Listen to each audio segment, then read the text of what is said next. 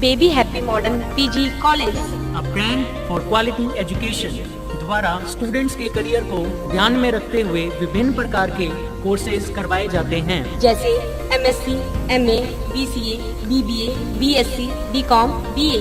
College में well qualified lecturers की कड़ी मेहनत से लगातार 3 वर्षों से स्टूडेंट्स ने महाराजा गंगा सिंह विश्वविद्यालय की मेरिट लिस्ट में अपना नाम लाकर शिक्षा के क्षेत्र में एक नया रिकॉर्ड कायम किया। हाय, आई एम नूरजहां। मैं BBA की स्टूडेंट हूं।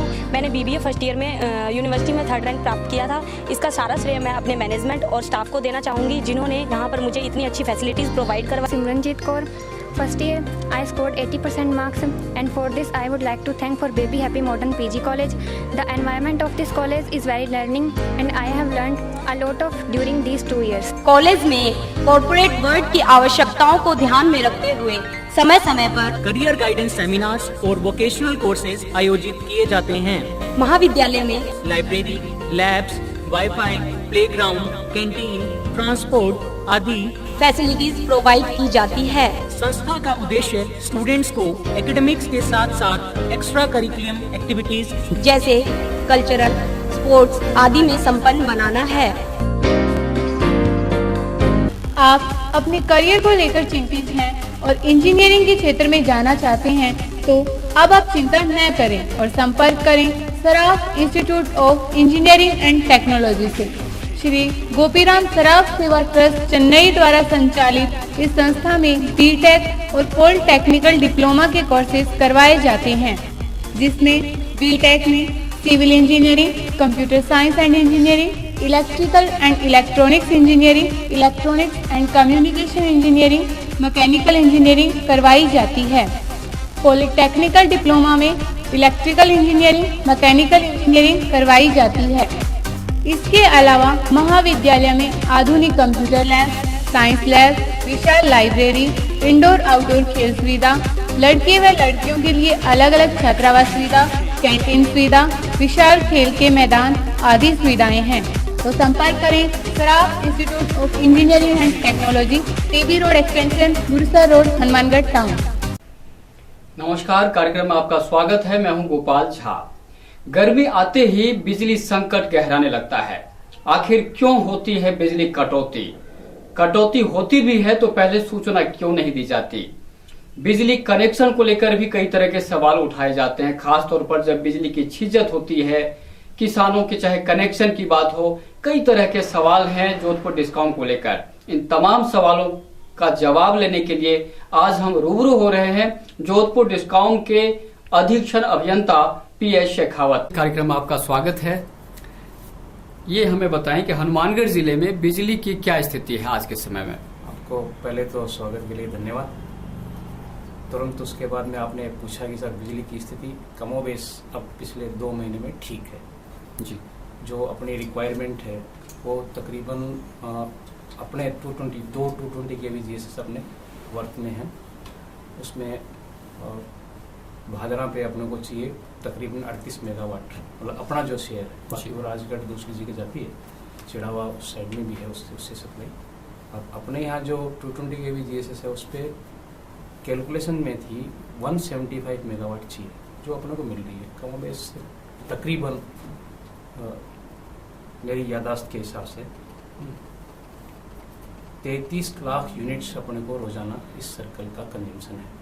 ये गर्मी के दिनों की बात। चाहिए इतना मतलब इतने से में उसमें अपन 5 घंटे कृषि क्षेत्र को बिजली दे पाएंगे जी, और 24 आवर सप्लाई अपन गाँव को दे पाएंगे। ये स्थिति है।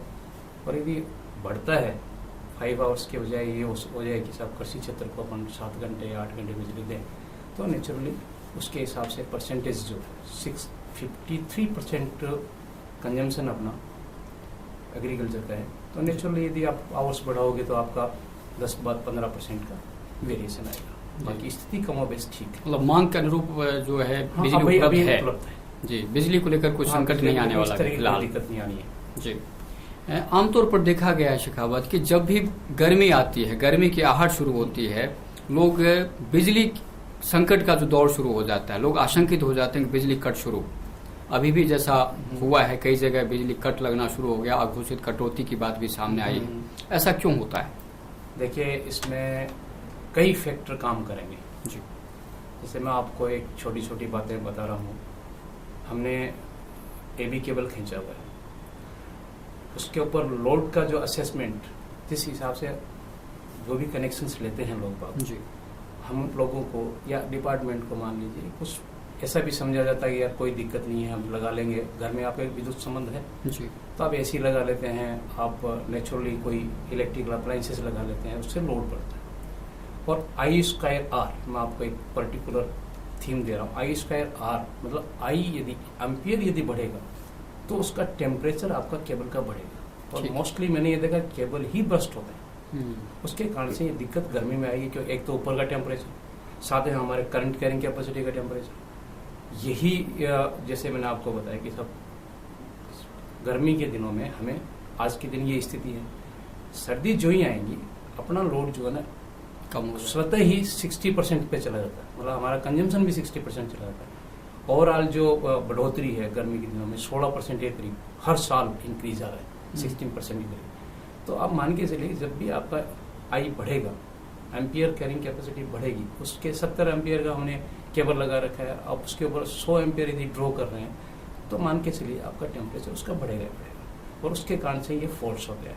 केबल मोस्टली केबल ही बर्स्ट होती है या कोई जंपर निकलता है। जी। जैसे विजुअल कंडक्टर की 120 एम्पियर की कैपेसिटी है अपने यहाँ पे। मैंने ये सिस्टम मतलब मैं बहुत दिनों से देख रहा हूँ ना, ऑब्जर्वेशन भी है, कोशिश भी करते हैं कि साहब ये ठीक हो, लेकिन ये इसमें बहुत रिगरस आपको एक्सरसाइज चाहिए और पूरी टीम काम करे तब जाके ये काम हो सकता है कि हम सारा कंडक्टर चेंज करें, जहाँ हमें जरूरत है वहाँ ट्रांसफॉर्मर्स लगाएं, जहाँ हमें जरूरत है वहाँ 33 kV के सब स्टेशन बनाएं। उसके बाद में जाके ही अपने को निजात मिलेगी। इससे पहले अपन उम्मीद करें सब कुछ सब सही हो जाएगा, ऐसा कुछ भी नहीं होगा। जी।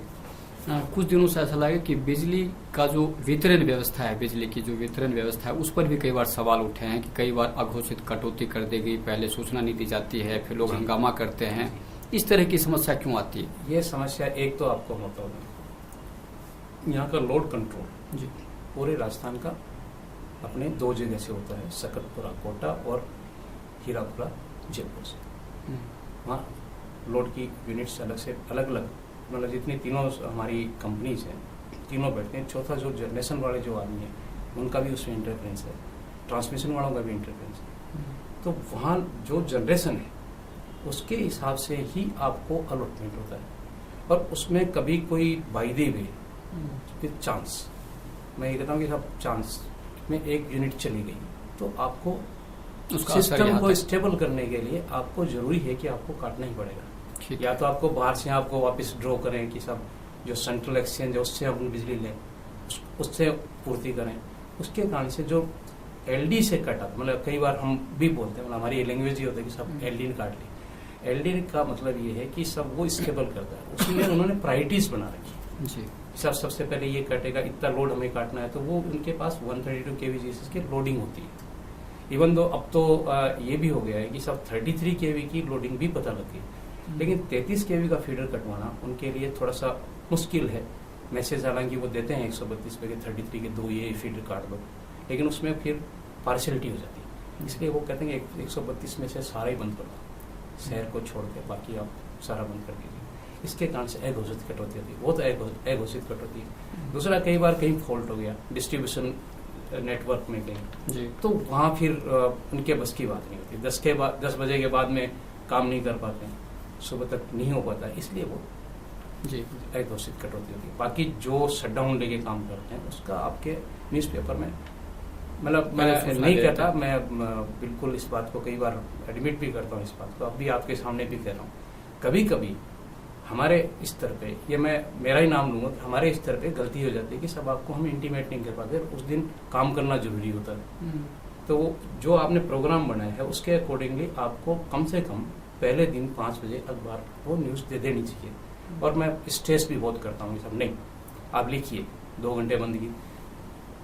कई बार इस बात का झगड़ा भी होता है, मैंने कहा काम आपका 2 घंटे का आपने असेस किया, 3 घंटे यदि आपने बंद कर दी तो मैंने कहा 1 घंटे की पेनल्टी के पैसे आप दे देना, जमा कर देना। ठीक है, तो ये सब चीजें है जी, कमजोरी है, मतलब कम से कम उसके लिए पूरी तैयारी कर रहे हैं आप, वो तैयारी नहीं कर पूरा प्रयास भी कर रहे हैं जी। आमतौर पर देखा गया कि बिजली की जो जरूरत है बहुत ज्यादा हो गई है, हर छोटे छोटे काम के लिए हम बिजली पर आश्रित होने लगे हैं। यकीनन इसका ये हुआ कि बिजली की खपत बहुत ज़्यादा बढ़ गई। पिछले 5-10 साल की अगर हम बात करें तो आप देखते हैं कि बिजली खपत बहुत ज़्यादा बढ़ी है। क्या कारण मानते हैं आप? इसके पीछे देखिए, एक तो अप्लाइंसेस, दूसरा क्या है कि आपका लिविंग स्टैंडर्ड बढ़ गया है जी। और तीसरी बात मैं कहूँगा आपको, देखो मेरी भी ये आपकी तो साथ हूँ इस बात में कि 10 साल पहले जो अपने एयर कंडीशनर्स जो लगे हुए थे, एसी जिसको अपन कहते ये बहुत कम थे, नाम मात्र के थे। हम गिनती करते थे किसके आदमी के 4 कंज्यूमर है उपभोक्ता जिनके एसी लगे हुए। आज मैं जहाँ तक समझता हूँ कि प्राय जो भी मध्यम वर्ग से या निम्न मध्यम वर्ग में या गरीब तबके में आपको एसी मिल जाएंगे। उसके कारण से लोड ग्रोथ जो हुई है उसका सबसे बड़ा मेजर फैक्टर जो है ना वो यही है। यहाँ के लोग, मैं कहना चाहिए कि सब प्रॉस्परस हैं, इसलिए वो परचेज कर सकते हैं, परचेजिंग पावर है उनकी, पेइंग कैपेसिटी है, उसी हिसाब से अपने यहाँ पे जो लोड ग्रोथ, मतलब हमारा इन जनरल जो राजस्थान का इधर सिनेरियो देखें तो नए विद्युत संबंधों के उपरांत भी 5% या 7% से ऊपर की ग्रोथ नहीं आनी चाहिए। जबकि आपके डिस्ट्रिक्ट का, मतलब मैं ये कहता हूँ मेरा डिस्ट्रिक्ट है या अपने इस वर्ष में इस पूरे जिले के अंदर 16% लोड ग्रोथ है पर ईयर। मतलब लोगों से, दूसरे लोगों से हम 3 गुना ज्यादा ड्रॉ कर रहे हैं। ये सबसे बड़ा कारण है। तो मुख्य रूप से जो है कि एयर कंडीशन इसके लिए बहुत ज्यादा जिम्मेदार है। सबसे बड़ी जिम्मेदारी मैं जो मान रहा हूँ। दूसरा क्या है कि आप एग्रीकल्चर में भी ले लीजिए, पहले अपना वाटर लेवल ऊंचा था, अब वाटर लेवल डाउन जा चुका है। तो जो मोटर 7.5 HP की थी वो आज वहाँ 25 HP की मोटर लगी है। वो भी एक फैक्टर है, मतलब कंसिडरेशन है, लेकिन वो उनकी मजबूरी है। और ये जो एसीज लगे वो मजबूरी नहीं है, वो एक्चुअल में मतलब प्रॉस्पेरिटी के हिसाब से या पेइंग कैपेसिटी के हिसाब से लगा रखा है। जी। एक उपभोक्ताओं का जो सबसे बड़ा आक्रोश होता है खासतौर पर इस शब्द पर कि जब आप कटौती करते हैं तो एक सूचना देते हैं, कहते हैं कि रख रखाव, उपकरणों के रख रखाव के कारण इन क्षेत्रों में बिजली आपूर्ति इतने देर के लिए बंद रहेगी।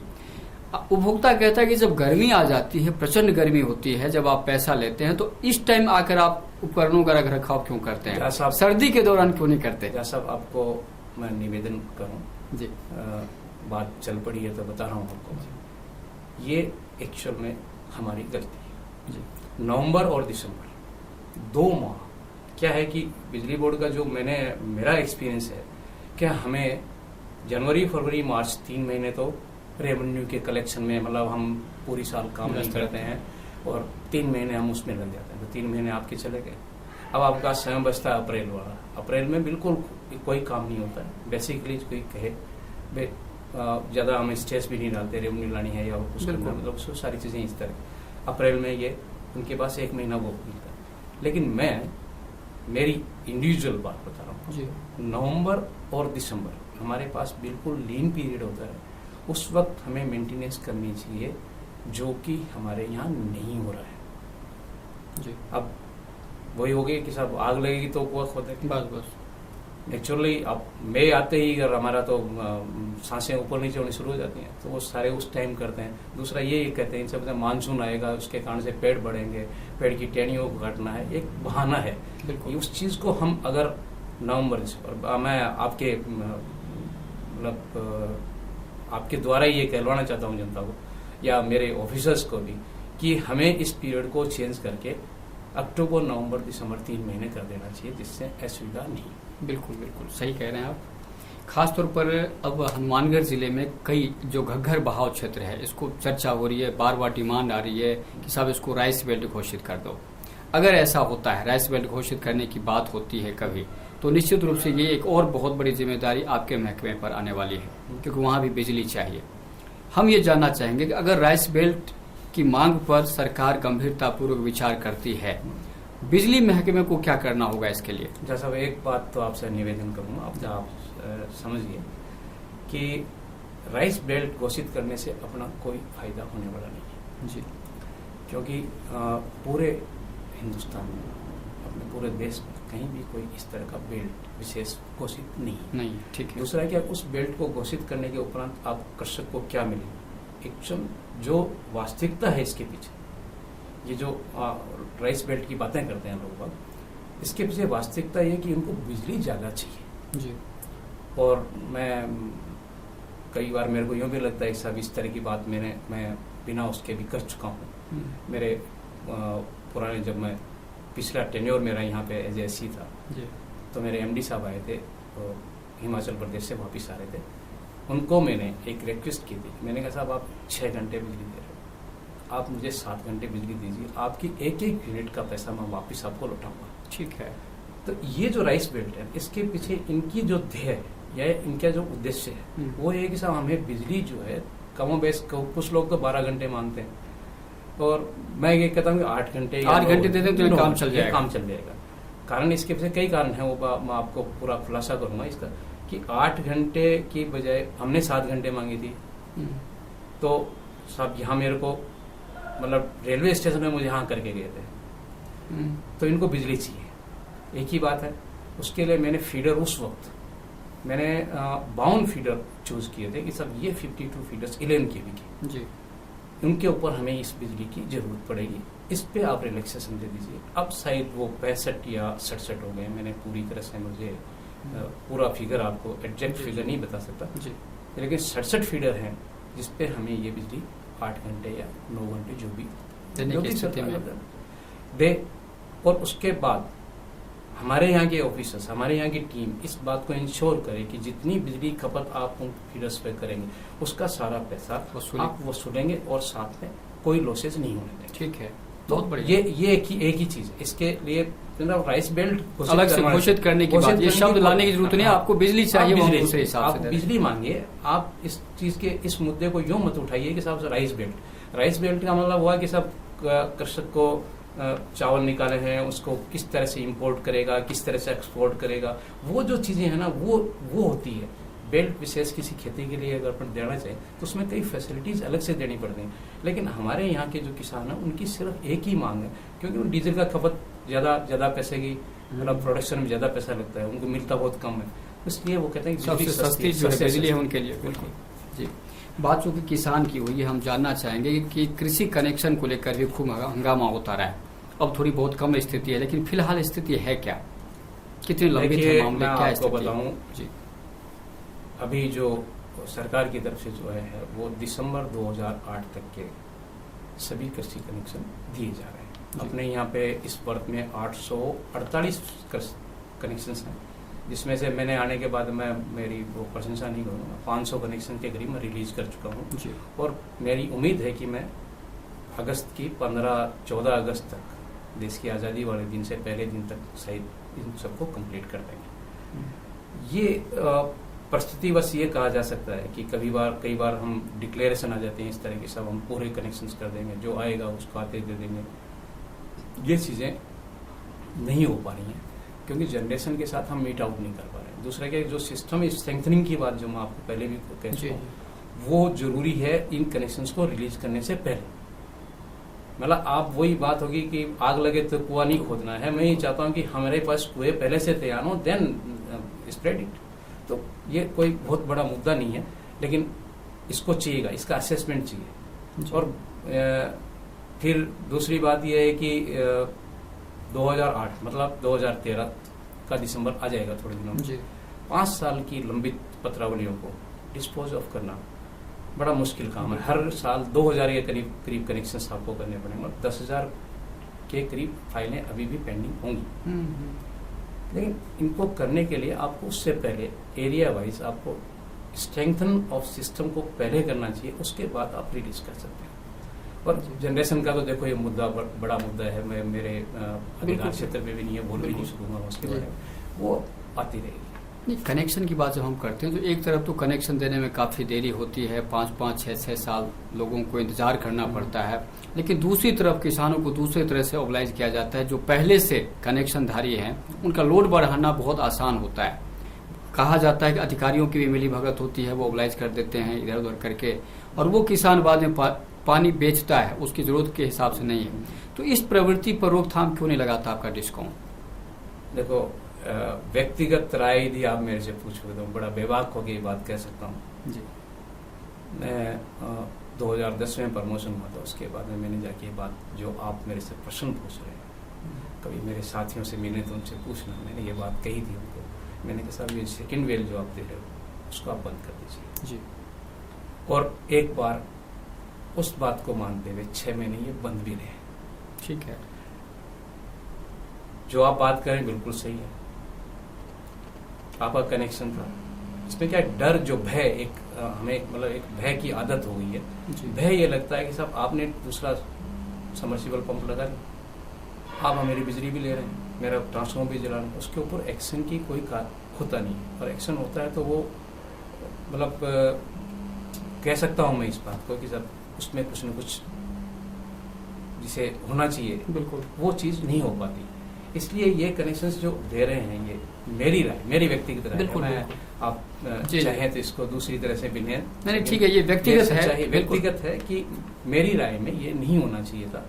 इसका कुछ अपने जो, जैसे आपने राइस बेल्ट की बात जी। की, राइस बेल्ट के क्षेत्र में एक की बजाय 2 वेल्स लगा रखे तो उसको बिजली तो स्वतः ही 10 घंटे मिल गई। बिल्कुल बिल्कुल। अगर वो अपनी खेती को करने के लिए चाहिए तो उसको ये राइस बेल्ट की डिमांड नहीं करनी चाहिए। ठीक है, मैं सेकंड बेल्ट की बात करता तो राइस बेल्ट नहीं मांगे, तो कहीं तो आप समझौता करो हमारे से। बिल्कुल। ये मेरी पब्लिक की तरफ से जी, मैं आप किसान से कहना चाहता हूँ कि ये आप दोनों चीजें मत मांगिए।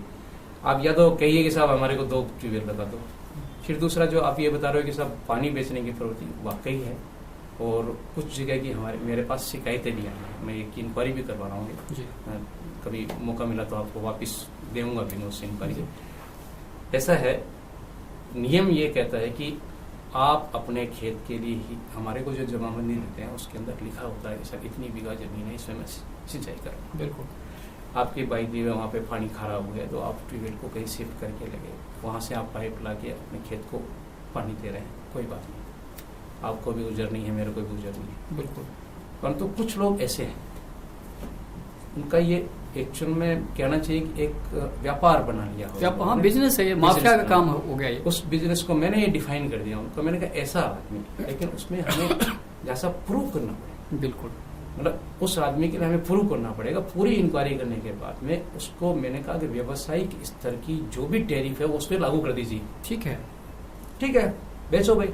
बिल्कुल।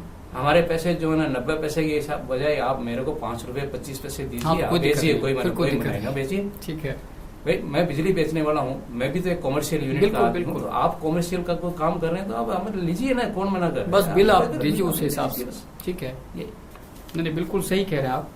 अभी इन दिनों सरकार ने एक बिजली बचत के लिए CFL वितरण का काम शुरू किया है। कहा जाता है कि ग्रामीण क्षेत्रों में तो सबको देंगे, लेकिन शहरी क्षेत्र में सिर्फ शायद BPL को देंगे। BPL। तो ये दोहरा मापदंड क्यों है आपके महकमे का या सरकार का, जो कि ये सरकार के आप लोग हिस्सा है? मैं सरकार का हिस्सा हूँ जी। और सरकार ने जो भी आदेश दी है उसकी पालना करना मेरा। लेकिन उपभोक्ताओं में तो सवाल है कि साहब कि बिल्कुल बिल हम भी देते हैं, वो भी देते हैं, लेकिन इसमें बचत का क्या है? ग्रामीण और शहर में इतना भेदभाव मैं क्यों? इस पे बेबाक नहीं बोलूंगा। जी। चलिए ये बता दीजिए, एक अधिकारी के रूप में आप बताइए, जैसे मैं एक उपभोक्ता हूँ, जी। मैं चाहता हूँ कि बिजली का बिल जो है ना ज्यादा झटका मुझे नहीं दे, जी। कम से कम बिल आए। हमें बचत करने के लिए, बिजली बचत के लिए क्या क्या उपाय करने चाहिए? देखिए मैं इसमें आपके साथ शामिल होऊंगा इस बात के। आपने क्या कि कुछ चीज़ें हम बड़ा इसको किसी भी मामले में ले लीजिए, जिसके पास है वो आदमी उसको बड़ा लेविसली इंजॉय करता है। जी। मेरे घर में 3 कमरे हैं, मेरा बच्चा अलग कमरे में रहता है, हम 2 मियाँ बीवी अलग कमरे में रहते हैं। तो शाम को सोते हैं तो 3-4 AC चल रहे होते हैं, 4 कूलर्स चल रहे होते हैं, एक की बजाय 2 फ्रिज होते हैं। बच्चे की डिमांड कुछ और है, मेरी डिमांड कुछ और है। बिल्कुल। दूसरा क्या है कि मैंने एक बात देखी, आम पब्लिक में जब भी कभी किसी के घर जाते हैं, आते हैं, बैठते उठते हैं, तो हमें बड़ी कई बार मेरे को कॉफत भी होती है। मैं मेरे ऑफिस से उठते वक्त हमेशा स्विच ऑफ करके, और शायद मैं एक्सीडेंट था तब तो आप लोगों ने देखा होगा, बिल्कुल, मैं कूलर भी नहीं चलाता था। बिल्कुल। अब मैं बूढ़ा हो गया हूँ, इसलिए मैं नहीं कहूँगा कि मैं नहीं चलाता, अब तो काम में लेता हूँ काम में। हम उठते ही स्विच ऑफ नहीं करते। दूसरा कि जैसे अपन बैठे बैठे बातें कर रहे हैं, यहाँ पे अपने को बिजली की जरूरत है, तो हमें उस हिसाब से काम में लेनी चाहिए। बिल्कुल। जैसा छोटी सी बात मैं बताऊंगा, जब फ्रिज जो है ना, यदि खोल के आप खड़े रखते हो, बच्चे जितनी बार आप फ्रिज के को खोलेंगे उतनी बारी आपका कंजम्पशन यूनिट्स ज़्यादा होंगे। उस पर हमें थोड़ा सा गौर करना चाहिए, बार बार खोलना नहीं बार चाहिए। बार खोलना नहीं चाहिए। अरे ठीक है, जरूरत पड़ी तब आपको जो भी सामान आपको निकालना वो एक बार ही निकाल लीजिए, देन ये एक फ्रीज पे आप कर सकते हो। ठीक है। दूसरा क्या है कि जो अप्लायंसेज आज आप काम में ले रहे हैं, मतलब 5 स्टार 4 स्टार काफ़ी चीज़ें आ गई हैं, वो काम में लीजिए। दूसरी तीसरा मैं कहूँगा कि जैसे CFL की बात करें, जी। 20 वाट की CFL आप लगा के अच्छा भला प्रकाश आप प्राप्त कर सकते हैं, और जहाँ बैठे वहीं काम में लें। अपना लिविंग रूम बना हुआ है सब एक, उसमें आप बैठे हैं सारा परिवार वहीं बैठा, तो सारा एक साथ बैठ के टीवी देखिए ना, आप वो वहीं की लाइट और मिनिमम यूज तो करें। बिजली की तो बचत होगी, लेकिन पारिवारिक माहौल भी बहुत अच्छा सुखद हाँ, रहेगा। बिल्कुल सुखद बिल्कुल रहेगा। सही कह रहे हैं। ये है, तो ये तरीके हैं छोटे छोटे, बाकी कुछ भी नहीं है। आप मतलब आप उठते वक्त आप बंद करके जाइए। कई बार ये अपना इस तरह का एड भी हमने दे रखा है, सही ये सब ऑफिस में बैठे हैं, बिजली बंद किए बिना ही उठ के चले जाते हैं। पियोन पे डिपेंडेंसी रहती है कि सब चपरासी बंद करेगा, बिल्कुल। उससे आप उम्मीद मत करो। आप स्वयं हैं, आप बंद कीजिए। आपको एक छोटा सा एग्जांपल बताऊंगा कि मैंने ये जो आपका खेड़ी नाथान वाला आई हॉस्पिटल, जी। इसमें इनकी मैंने कंजम्पशन देखी थी, और मुझे ये लगा कि सब ये अब्रप्टली हाई है। कोई आदमी पूछता तब, मैंने कहा इसमें तो आप एक आदमी ड्यूटी पे रखवा सकते कि जो बाहर से बंदा आता है, जो भी मरीज आएगा, वो स्विच ऑन करने के बाद में वो भूल जाता है कि साहब मेरे को इसे ऑफ भी करना है क्या। तो उस आदमी की यही ड्यूटी रहे कि जहाँ जरूरत नहीं हो लाइटें बंद कर दो। तो ये अगर कर लें अपन, तो मैं ज्यादा तो नहीं कह सकता, 10% 15% कंजम्पशन बचत आप कर सकते बचत हैं। कर सकते हो, और जी। बचत अल्टीमेटली जनरेशन। बिल्कुल बिल्कुल। एक बहुत बड़ी समस्या जो इन दिनों आ रही है, खासतौर पर शिकायत आपके पास भी जा रही है, अखबारों में खबर आ रही है कि वोल्टेज के उतार चढ़ाव में काफी अंतर है। कभी बढ़ जाता है, कभी बिल्कुल घट जाता है। इसमें कई लोगों के उपकरण जल जाते हैं, नुकसान होता है। अब ये इसका प्रवृत्ति क्यों है? प्रवृत्ति बताता हूँ आपको मैं। इसके पीछे सबसे बड़ा कारण है हमारा अर्थ सिस्टम। जी। आपको मेरे मीटिंग में कभी आप पधारेंगे तो आपको बताऊंगा, मैं बहुत प्रेशराइज करता हूँ लोगों को, कहता भी हूँ। आपने कभी अपनी लाइन्स देखी हो, हमारे अर्थ वायर नहीं खींचे हुए। दूसरी के जो न्यूट्रल का कनेक्शन जो कई बार लूज हो जाता है ट्रांसफार्मर के ऊपर, उसको नहीं देख के मैं आपके घर जाता हूँ, वहाँ देख के जो भी जैसे ठीक हुआ आप करके आ जाते। एक तो वोल्टेज फ्लक्चुएशन का सबसे बड़ा कारण है। दूसरी क्या, कई बार अपने यहाँ अपने वर्क में एक बात और ऐड करूँगा आपको, कि कभी कभी अपन हिसार से सप्लाई लेते हैं। ठीक है।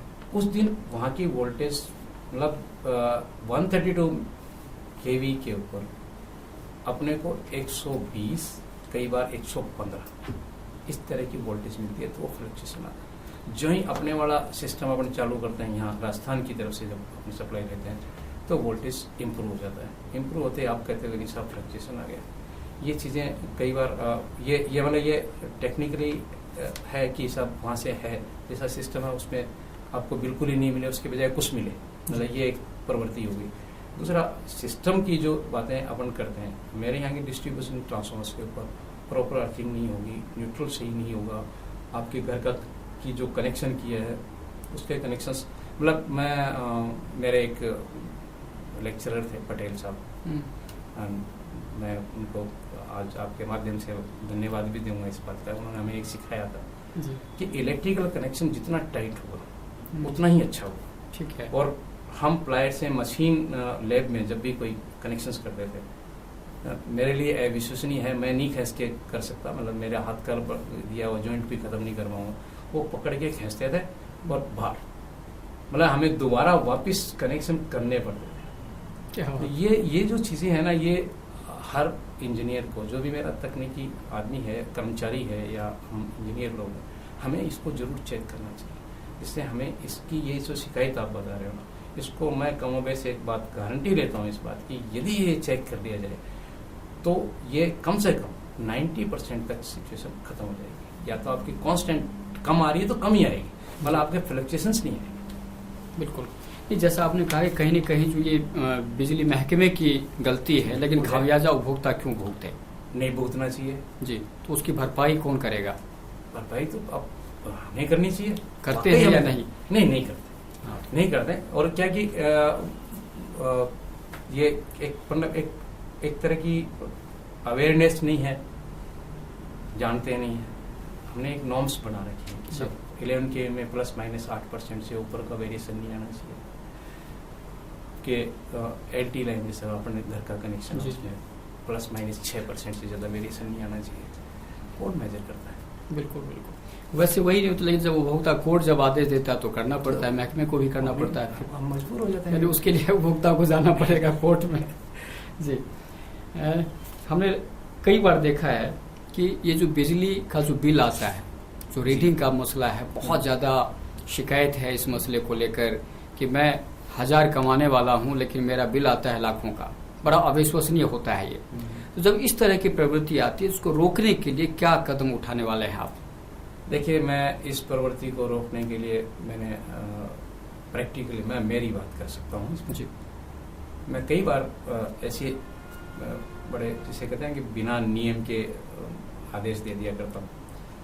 जो रेवेन्यू का हमारे इंचार्ज रेवेन्यू अकाउंटेंट जो होता है, उसको मैंने 2-3 बार इस तरह की चीज़ें लेके भेजा है कि आप बिलिंग एजेंसी जहाँ बीकानेर से बनते हैं बिल, अब अगर इंटरकनेक्शन से हम वो क्या कहते हैं इंटरनेट से भी जुड़ गए, उसके बाद ये बिल्स हमारे यहाँ बने जी, तो मैं इस प्रवृत्ति पे अंकुश लगा सकता हूँ। हालांकि उनको भी हम कहते हैं कि अब्रप्ट बिल जो आ रहा हो उसको एक बार आप ड्रॉप कर दीजिए, उस बिल को मत भेजिए आप 2 महीने का 4 महीने बाद में बिल भिजवा दीजिए उस आदमी को, लेकिन उसको अब्रप्ट बिल मत भेजिए। ऐसा लगता है कि साहब नहीं, इसका एकदम से शूटअप हो गया है कंजम्पशन, इसका 300 यूनिट वाला खर्च करने वाला था, उस आदमी की 3000 यूनिट आ रही हैं, 3500 यूनिट आ रही है, उसके लिए बिल्कुल बाकायदा मेरे सीनियर एओ साहब हमसे मैं कई बार बात भी करता हूँ, साहब इसको ड्रॉप कर दीजिए, ठीक, आप इस बिल को वहीं रखिए, हमारे यहाँ लेजर में मत भेजिए, बिल भी मत बनाइए आप।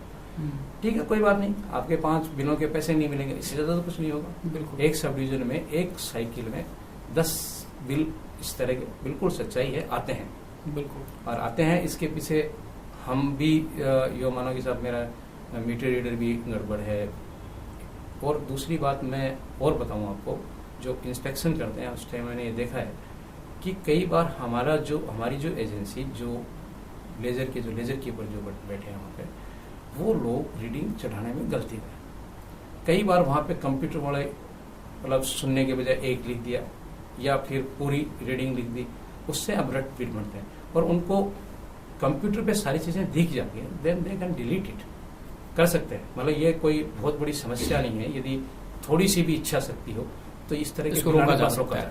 जी, रही बात बिलों के वितरण की जो प्रणाली है आपकी, बहुत ही बेकार है स्थिति। अगर हम कहें कि आज बिजली लास्ट बिल भरने की तारीख और आज अगर मुझे बिल थमाया जाए या कल भी अगर थमाया जाए तो मैं एक आम आदमी हूँ, कहाँ से पैसा भरूंगा?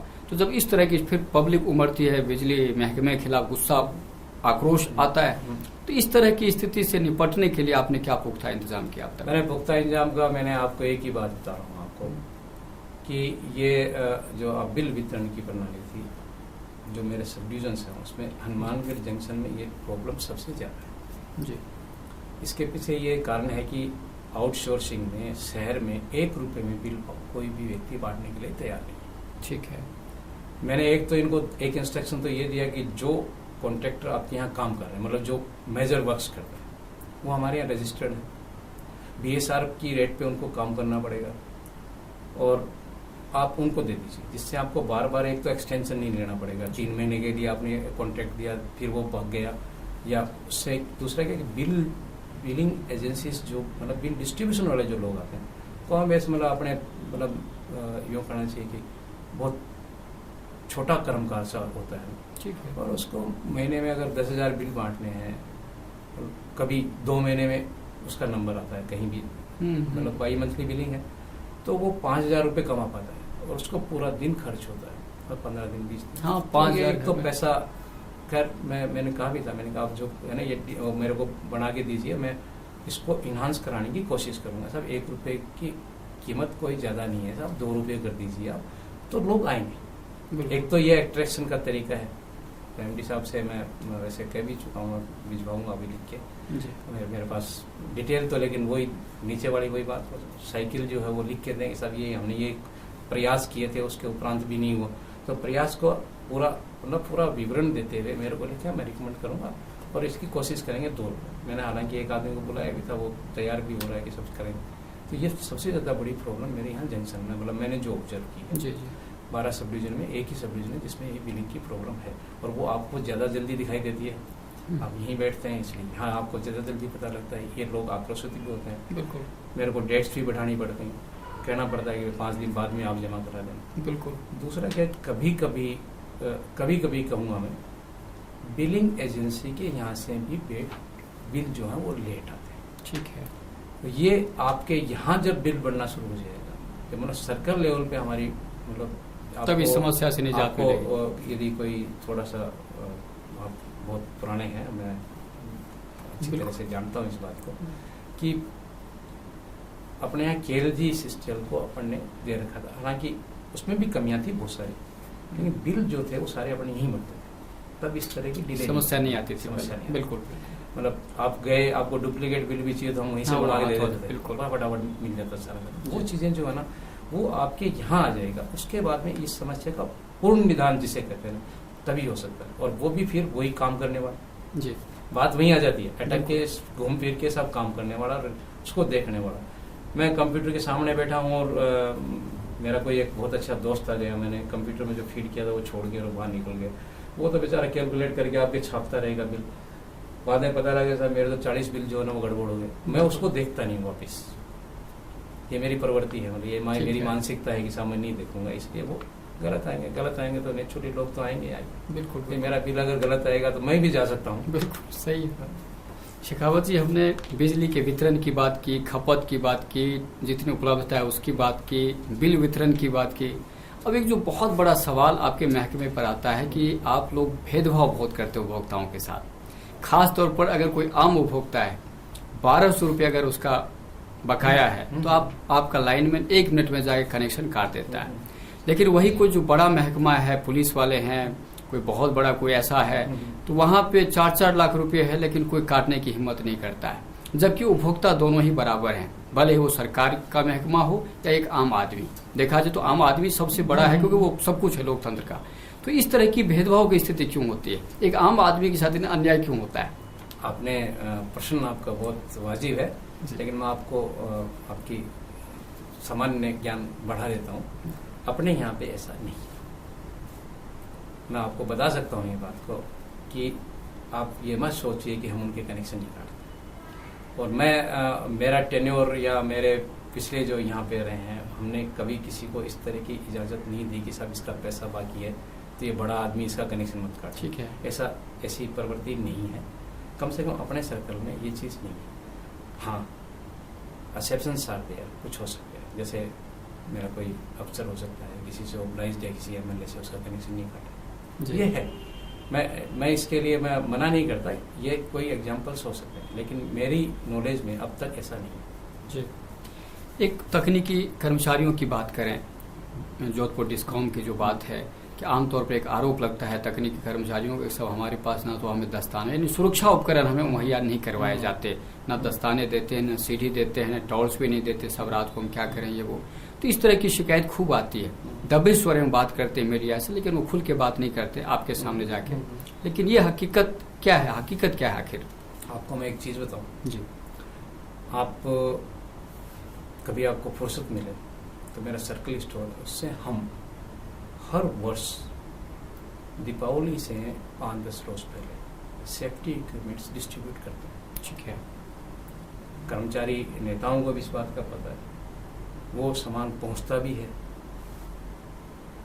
हो सकता है खुर्द-बुर्द भी होता होगा, बिल्कुल, लेकिन ये प्रवृत्ति जो है ना वो सेफ्टी इक्विपमेंट्स को लेके काम करने की प्रवृत्ति हमारे वर्कर्स में नहीं है। नए जो लड़के आए हैं उनमें तो बिल्कुल ही नहीं है, मतलब बिल्कुल वो सुरक्षा गंभीर खुद ही नहीं है। हाँ, वो उनको मतलब मैं उनकी गलती नहीं मानता, मैं ये कहता हूँ कि क्यों नहीं हम किसी आदमी को, जिस आदमी को हम नौकरी पे रखते हैं, आपको मैं छोटा सा एक एग्जांपल देता हूँ कि साहब आपने बीज बोया, आपकी फसल पक गई, और फिर मैं तीसरे आदमी को लाता हूँ कि साहब मेरे खेत में काटे, उसको खेत का पता ही नहीं है कहाँ।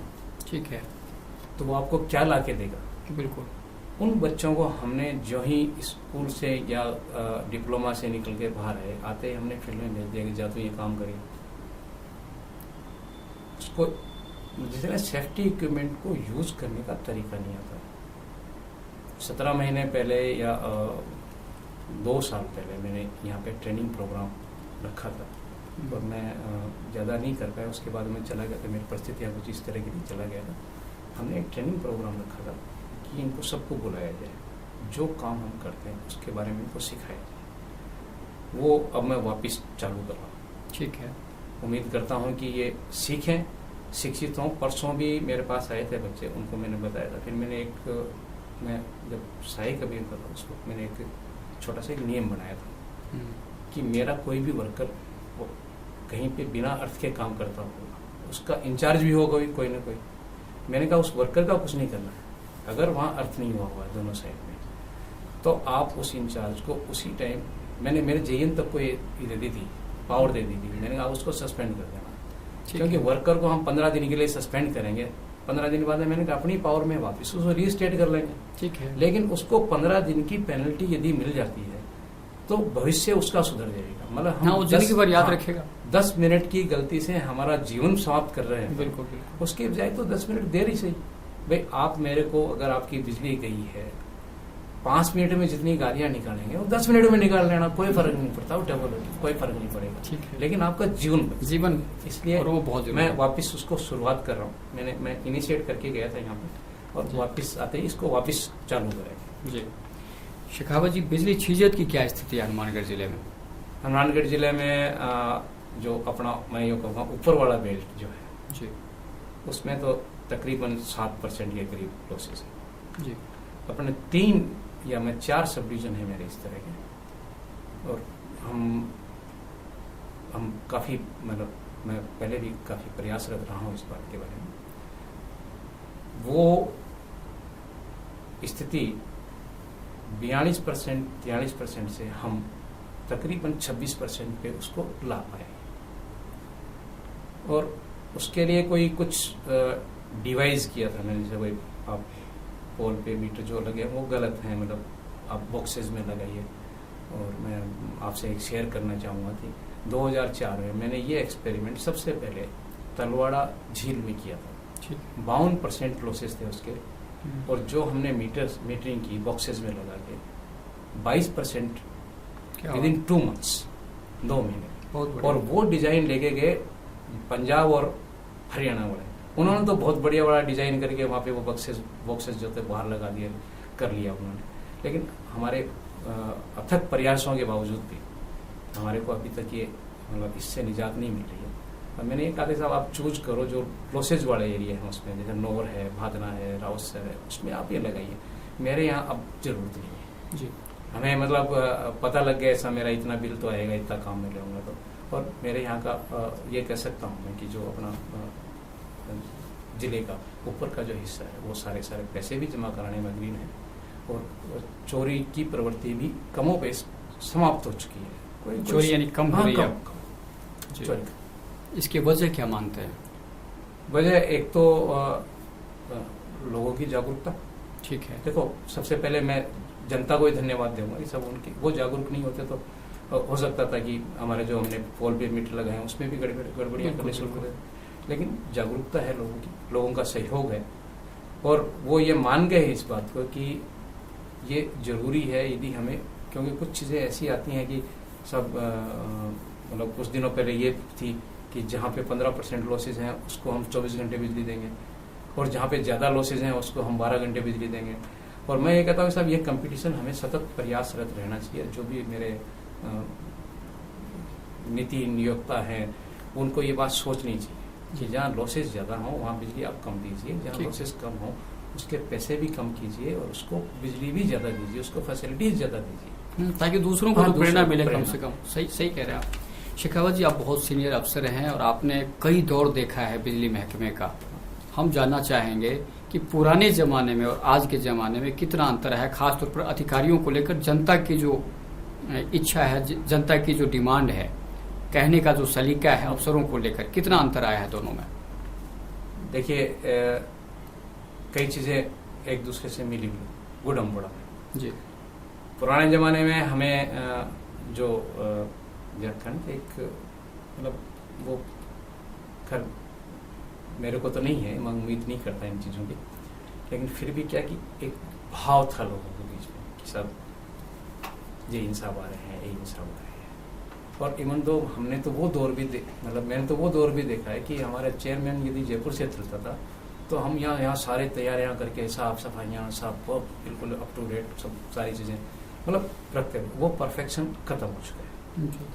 क्यों हुआ है इसका मैं शायद समाज की सारे की प्रवृत्ति बदली है, इसके साथ साथ हो गया अवेयरनेस बढ़ी है, उसके कारण से कहना या अपनी अधिकार मांगना, उसके साथ कर्तव्य की बात जहाँ आती है ना वहाँ हम पीछे हट गए। और मेरे ऑफिसर भी उसी की समाज के पार्ट हैं, इसलिए मैं ये नहीं कह सकता, उन पर भी लांछन नहीं लगा सकता सब आप क्यों बिगड़ गए, आप क्यों सुधर नहीं रहे हो। तो वो भी उसी प्रवृत्ति के लोग हमारे पास आते हैं। अब उनको सुधारो ये भी मेरे हिसाब से कमों बेश, और मैं बड़ी संभव की बात नहीं, कुछ और बातें भी होती हैं, कुछ राजनीतिक कारण होते हैं लोगों के। अच्छा वर्कर जो है ना उसको मतलब एक 1990 में मैंने एक राय लिख के भेजी थी भंडारी साहब जी, पीएन भंडारी साहब जो हमारे चेयरमैन, तो उन्होंने मांगी थी हम सब लोगों से। मैं तब टीसीसी में था जी, बड़े बड़े लाइन 132 से 220 की लाइन, उसको मैंने काफ़ी सालों तक वहाँ नौकरी की है।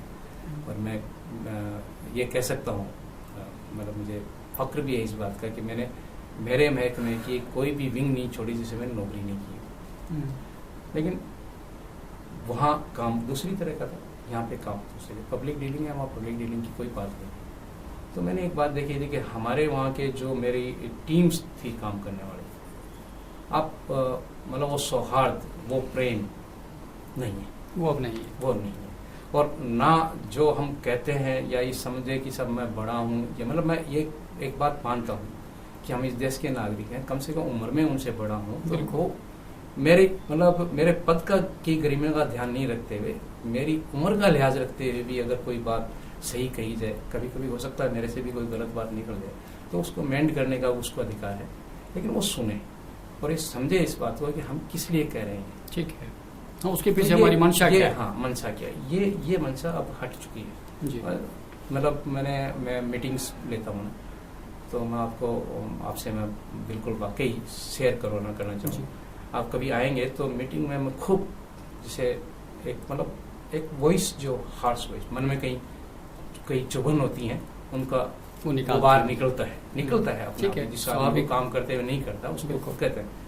और मैंने देखा, मैंने जो भी डॉक्यूमेंट्स दिए, जो ही मैं मीटिंग खत्म करता हूँ 5:30 6 बजे 7 बजे, वो उसको काख में दबाएं, वे फ्री हो गए, उसके बाद में उनको कोई फुर्सत नहीं है, और नेक्स्ट मीटिंग में आते हैं तो वो सब चीज़ें भूले जाते हैं।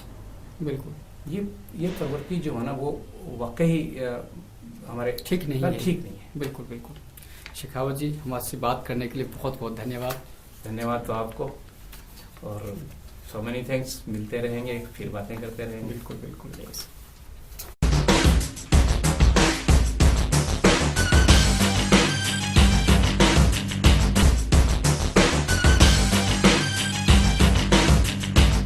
Baby happy modern PG college, a brand for quality education द्वारा स्टूडेंट्स के करियर को ध्यान में रखते हुए विभिन्न प्रकार के कोर्सेज करवाए जाते हैं, जैसे MSc, MA, BCA, BBA, BSc, BCom, BA. College में वेल क्वालिफाइड लेक्चरर्स की कड़ी मेहनत से लगातार 3 वर्षों से स्टूडेंट्स ने महाराजा गंगा सिंह विश्वविद्यालय की मेरिट लिस्ट में अपना नाम लाकर शिक्षा के क्षेत्र में एक नया रिकॉर्ड कायम किया। हाय, आई एम नूरजहां, मैं बीबीए की स्टूडेंट हूँ।